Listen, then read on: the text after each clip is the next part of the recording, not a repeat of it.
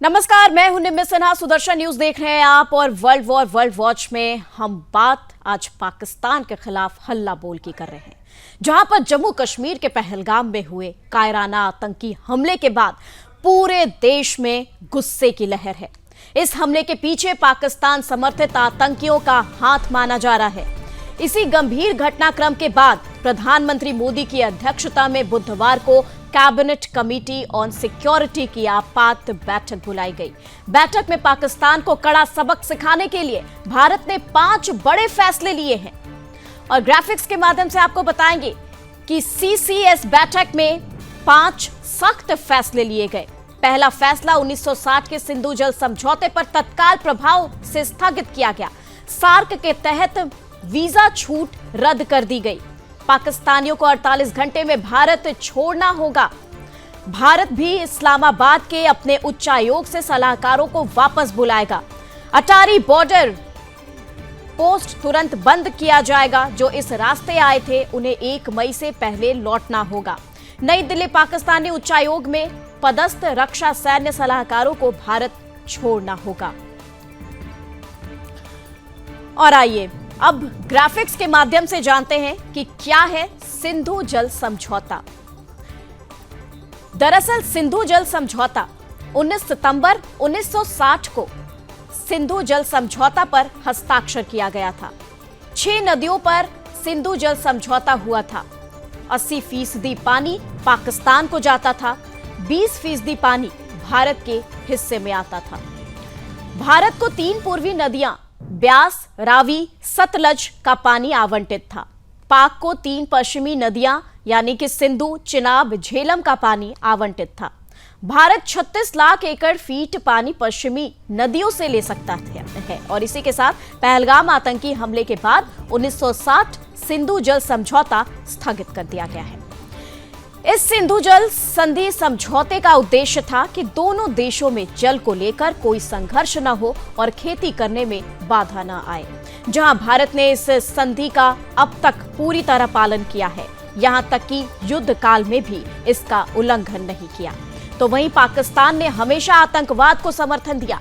यहां तक कि भारत में आतंकी हमले के लिए हर बार पाकिस्तान जिम्मेदार होता है, लेकिन अब हालात बदलते दिख रहे हैं।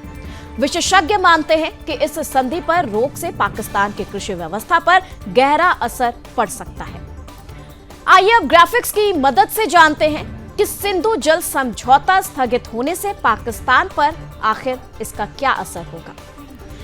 बता दें कि पाकिस्तान की 80% खेती सिंधु, झेलम और चिनाब नदियों के पानी पर निर्भर है। भारत की तरफ से नदियों के पानी पर रोक से पाकिस्तान में जल संकट गहराएगा। पाकिस्तान की आर्थिक स्थिति बिगड़ेगी। पाकिस्तान में पानी की कमी से बिजली उत्पादन में गिरावट आएगी। पाकिस्तान आर्थिक और औद्योगिक गतिविधियों पर असर पड़ेगा। वहीं पाकिस्तान को सबक सिखाने के लिए कई अहम फैसलों में अटारी चेकपोस्ट को बंद करना, वीजा सेवा रद्द करना और पाकिस्तान के डिफेंस एडवाइजर्स को भारत से बाहर करने जैसे बड़े फैसले भी शामिल हैं। भारत ने अटारी चेकपोस्ट को पूरी तरह बंद कर दिया है।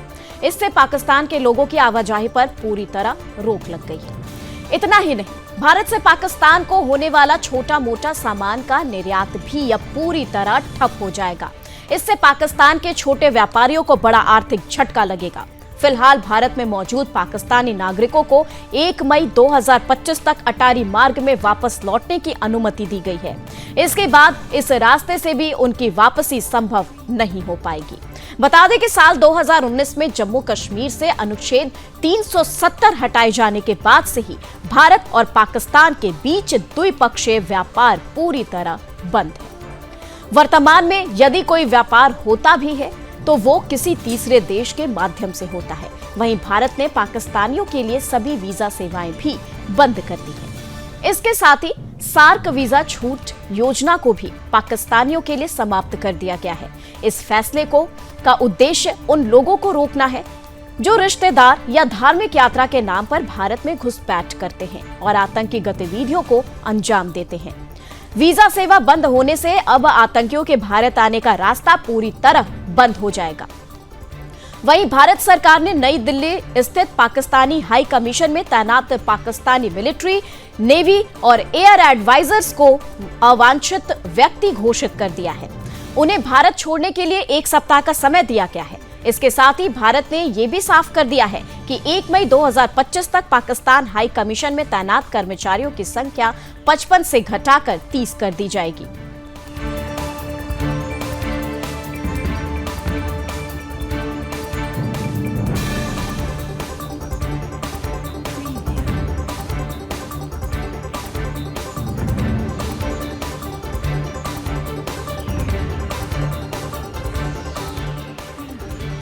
तो बता दें आपको, इतना ही नहीं, जवाबी कार्रवाई के तहत भारत भी अपने मिलिट्री, नेवी और एयर एडवाइजर्स को इस्लामाबाद के इंडियन हाई कमीशन से वापस बुलाएगा।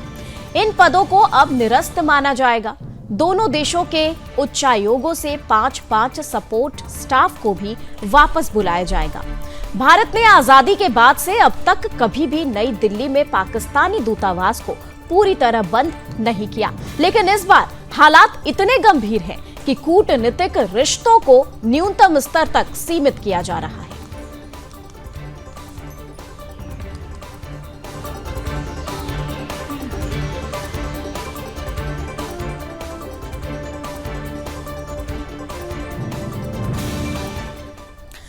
और चलिए इसी के साथ वक्त एक छोटे से ब्रेक का, लेकिन ब्रेक के उस पार भारतीय नौसेना की किस तरह की तैयारी और इसके साथ ही क्या परीक्षण किया जा रहा है, इसकी जानकारी आप तक पहुंचाएंगे। अरब सागर में भारतीय नौसेना के आईएनएस सूरत ने गाइडेड मिसाइल डिस्ट्रॉयर का सफल परीक्षण किया है। अरब सागर में भारत की नौसैनिक शक्ति के सफल प्रदर्शन के बाद पाकिस्तान सदमे में आ गया है।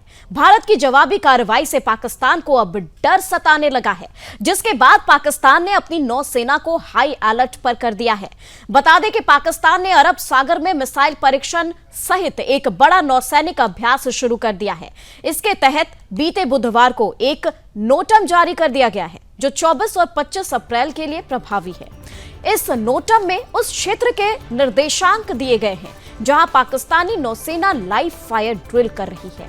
इस कदम को भारत में हुए पहलगाम आतंकी हमले के बाद की स्थिति से जोड़कर देखा जा रहा है।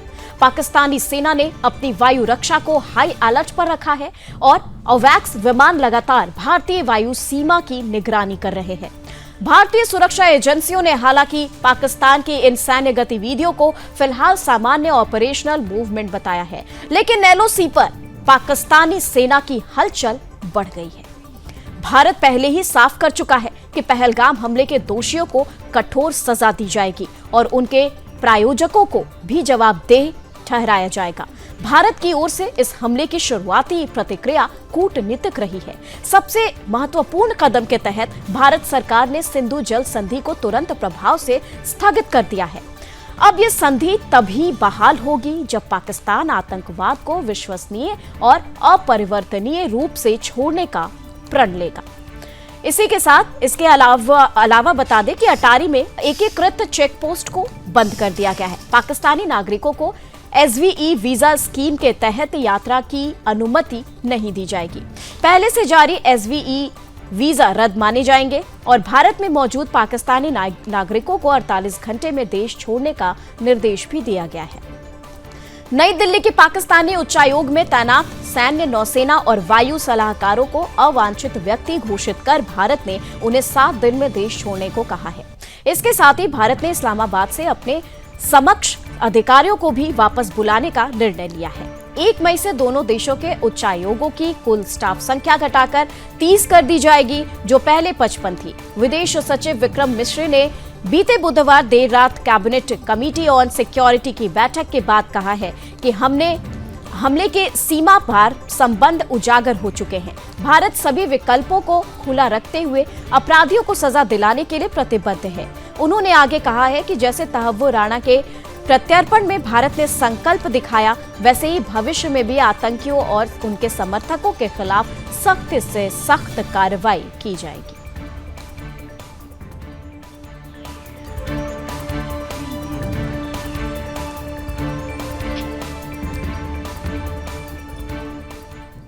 और चलिए खबरों में आगे बढ़ रहे हैं और अब तक हमास को खुलकर अपना पूरा समर्थन देने वाले फिलिस्तीन ने पलटी मारी है।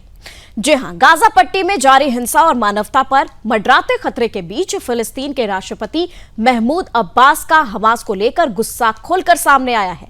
राम लल्ला में फिलिस्तीनी अथॉरिटी की सेंट्रल काउंसिल की बैठक को संबोधित करते हुए अब्बास ने हमास को कुत्ते की औलाद तक कह डाला है। अब्बास ने कहा कि हमास बंधकों को तुरंत रिहा करे ताकि इजराइल को गाजा में युद्ध जारी रखने का बहाना न मिल सके। उन्होंने कहा कि फिलहाल प्राथमिकता है कि गाजा में हो रहे नरसंहार को रोका जाए, जहां हर दिन सैकड़ों लोग मारे जा रहे हैं। अब्बास ने हमास से हथियार छोड़ने और एक राजनीतिक दल बनने की अपील की है। इसके साथ ही कहा है कि गाजा का नियंत्रण फिलिस्तीनी अथॉरिटी को सौंपा जाए। बता दें कि साल 2007 में हमास ने अब्बास की फतह पार्टी को हराकर गाजा का नियंत्रण अपने हाथ में ले लिया था। वहीं अब्बास के द्वारा अपने संभावित उत्तराधिकारी का भी ऐलान किए जाने की अटकलें हैं। ये बयान ऐसे समय में आया है जब गाजा में हालात बेहद गंभीर हो चुके हैं। इजराइल की ओर से भी स्थिति को लेकर बेहद सख्त रुख देखने को मिल रहा है। इजराइल के रक्षा मंत्री इजराइल काट्ज ने साफ कह दिया है कि जब तक हमास 58 इजरायली बंधकों को रिहा नहीं करता, तब तक गाजा में अन्न का एक दाना भी नहीं जाने दिया जाएगा। इजराइल ने 2 मार्च 2025 से गाजा पर पूरी मानवीय सहायता रोक दी है, जिसमें खाद्य सामग्री, पानी, दवाइयां और तेल जैसी मूलभूत जरूरतें शामिल हैं। इस नाकाबंदी का उद्देश्य हमास पर दबाव बनाना है। गाजा हेल्थ मिनिस्ट्री के अनुसार संघर्ष शुरू होने से अब तक 51,000 से ज्यादा फिलिस्तीनी मारे गए हैं, जिनमें अधिकतर महिलाएं और बच्चे भी शामिल हैं। 18 मार्च को सीज फायर खत्म होने के बाद से अब तक 1600 से और मौतें भी हुई हैं और इजरायली सेना ने गाजा के सफा का बता दें आपको, इजरायली सेना ने गाजा के राफा का बाकी गाजा से संपर्क तोड़ दिया है। रक्षा मंत्री काट्ज ने 12 अप्रैल को पुष्टि की कि आईडीएफ ने मोराग कॉरिडोर पर कब्जा कर लिया है, जिससे राफा अब अलग थलग हो गया है। काट्ज ने यह भी कहा कि राफा को अब इजरायली सुरक्षा क्षेत्र घोषित कर दिया गया है, यानी कि ऐसा क्षेत्र जिसे इजराइल अपनी राष्ट्रीय सुरक्षा के लिए जरूरी मानता है और सेना के जरिए नियंत्रित करता है। इस सूची में सफा crossing, Philadelphi corridor, West Bank के कुछ हिस्से और गोलान हाइट्स शामिल हैं। इजराइल अब नेत्जारिम कॉरिडोर का भी विस्तार करने जा रहा है। ये वही कॉरिडोर है जो गाजा को 2 हिस्सों में बांटता है। गाजा में हालात दिन पर दिन और बदतर होते जा रहे हैं। एक और अब्बास की खुली नाराजगी हमास की भूमिका पर सवाल खड़े कर रहे हैं, तो वहीं दूसरी ओर इजराइल की नाकेबंदी और सैन्य अभियान लोगों के जीवन पर भारी असर दे रहा है। जहां पर अमेरिकी राष्ट्रपति डोनाल्ड ट्रंप ने यूक्रेनी राष्ट्रपति व्लादिमीर जेलेंस्की को कड़ी फटकार लगाई है। ट्रंप ने बीते बुधवार को पोस्ट करते हुए कहा कि जेलेंस्की अखबारों के पहले पन्ने पर शेख ही बघार रहे हैं कि यूक्रेन क्रीमिया पर रूसी कब्जे को कभी मान्यता नहीं देगा। ट्रंप ने जेलेंस्की के इस बयान को रूस के साथ चल रही शांति वार्ता के लिए बेहद हानिकारक बताया है। उन्होंने कहा कि क्रीमिया तो बराक ओबामा के कार्यकाल में भी हाथ से जा चुका था, अब वो कोई मुद्दा ही नहीं रह गया है। बता दें कि रूस ने 2014 में यूक्रेन के क्रीमिया क्षेत्र पर कब्जा कर लिया था, जिसे अब तक अंतर्राष्ट्रीय मान्यता नहीं मिली है। जेलेंस्की का हालिया बयान इसी मुद्दे को लेकर आया है। ट्रंप ने पिछले हफ्ते चेतावनी दी थी कि अगर रूस या यूक्रेन में से कोई भी पक्ष शांति समझौते के लिए तैयार नहीं होता, तो अमेरिका रूस यूक्रेन पीस डील से खुद को अलग कर सकता है। उन्होंने इसे बेवकूफी भरा प्रयास करार दिया। अगर दोनों पक्ष इसमें सहयोग न करें, उसी दिन अमेरिकी विदेश मंत्री मार्को रूबियो ने भी सख्त रुख दिखाते हुए कहा कि अगर रूस और यूक्रेन आने वाले दिनों में कोई ठोस कदम नहीं उठाते हैं, तो अमेरिका को शांति प्रयास छोड़ देने चाहिए। हाल ही में पेरिस में अमेरिकी विदेश मंत्री मार्को रूबियो और विशेष दूत स्टीव विटकॉफ ने यूरोपीय और यूक्रेनी नेताओं के साथ एक अहम बैठक की थी। इस बैठक में ट्रंप प्रशासन ने युद्ध को खत्म करने के लिए एक शांति प्रस्ताव पेश किया, जिसे सभी पक्षों ने सराहा, लेकिन उसकी विस्तृत जानकारी अभी सार्वजनिक नहीं की गई है। इस बीच अमेरिका और यूक्रेन के बीच खनिज समझौते को लेकर भी बड़ा घटनाक्रम हुआ है। यूक्रेन की अर्थव्यवस्था मंत्री यूलिया स्क्विरिडेन्को ने 17 अप्रैल की रात जानकारी दी कि कीव और वॉशिंगटन के बीच एक एमओयू पर हस्ताक्षर हुए हैं। ट्रंप प्रशासन ने रूस के खिलाफ युद्ध में यूक्रेन को 3.5 बिलियन डॉलर की सैन्य मदद की है। बदले में अमेरिका ने यूक्रेन से कीमती खनिज संसाधनों की मांग की है। हालांकि इससे पहले 31 मार्च को ट्रंप ने जेलेंस्की पर मिनरल डील से पलटने का आरोप भी लगाया था।